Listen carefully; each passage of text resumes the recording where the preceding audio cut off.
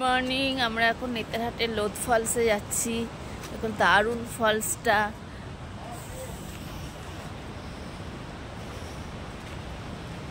এই দেখো সামনেই লেখা আছে লোধ ফলস। তা অনেকগুলো সিঁড়ি উঠতে নামতে হবে, আর দুদিকের সবুজে ভরা। দুদিকটা দেখো পুরো সবুজ, চারিদিকে একদম সবুজে সবুজ হয়ে উঠেছে। আমরা তিনজন মিলে হাঁটছি। আমার আর এক ছেলের শরীর খারাপের জন্য যেতে পারেনি, ও গাড়িতেই ছিল। আমাদের মতো অনেক লোকই যাচ্ছে। দেখো আমরা ফলসের সামনে চলে এসেছি। ফলসের এখানে না একটা বিশেষত্ব হলো একটা কাঠের সিঁড়ি আছে।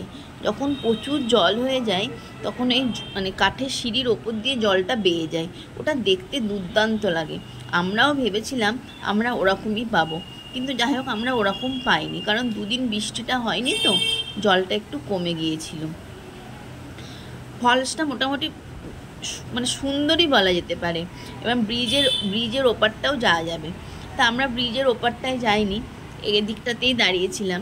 গায়ে হালকা ঠান্ডা ঠান্ডা জলে ছিটে আসছে, কী যে দুর্দান্ত লাগছে তা বলে বোঝানো যাবে না। এই বর্ষাকালে না নেতারহাট তোমরা যেতেই পারো একদিনের জন্য, খুব ভালো লাগবে। এবার রাঁচি হয়ে নেতারহাট যাবে, রাঁচিতেও অনেক ছোট বড় ফলস পাবে। আর নেতারহাটে এই ফলসটা খুব বিখ্যাত। নেতারহাটে লোকে এই ফলসটার জন্যই যায়। দেখো জলের কালার দেখো, জলটা তো দুর্দান্ত লাগছিল। যারা জল ভালোবাসে না তাদের খুব ভালো লাগবে। ওখানে গিয়ে আমরা কিছুটা ছবি তুললাম, অনেকই ছবি তুলেছি এদিক ওদিক করে, বিভিন্ন পোজ তো দিতেই হবে ছবি তোলার জন্য। বেশ ভালোই লাগলো ফলসটা। এরপরে আমরা আরও অনেক কিছু আছে সেগুলো দেখব।